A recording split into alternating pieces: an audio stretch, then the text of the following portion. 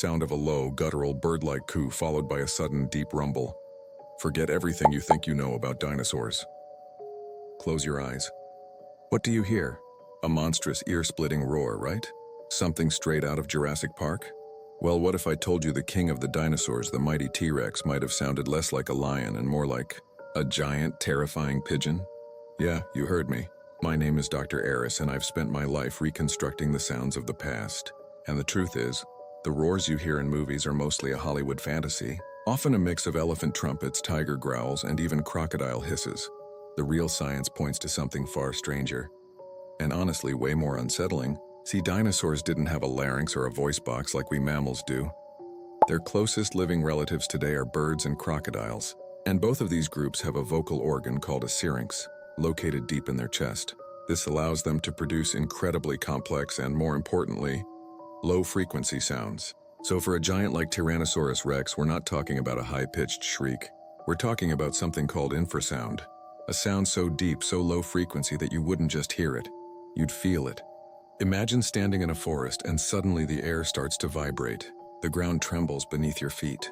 A deep guttural booming sound resonates in your chest.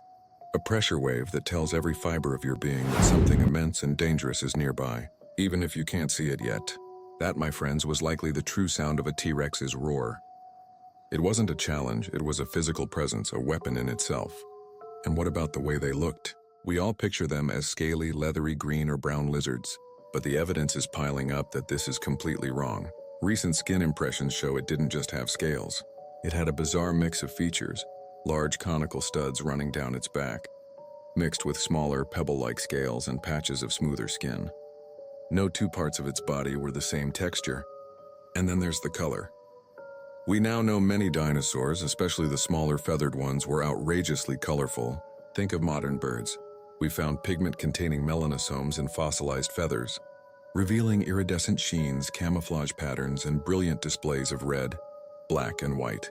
Imagine a velociraptor, not as a drab reptile, but as a sleek feathered predator with the shimmering, intimidating plumage of a raven or a magpie, using its feathers for display, for intimidation, or to attract a mate.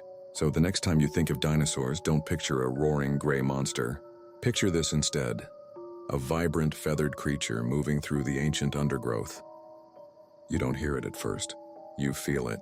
A low, bone-rattling hum that vibrates through the soles of your feet and up your spine. And that, in many ways, is a far more terrifying and awe-inspiring reality than any movie could ever dream up. The past is a weirder, more wonderful, and much louder place than we ever imagined.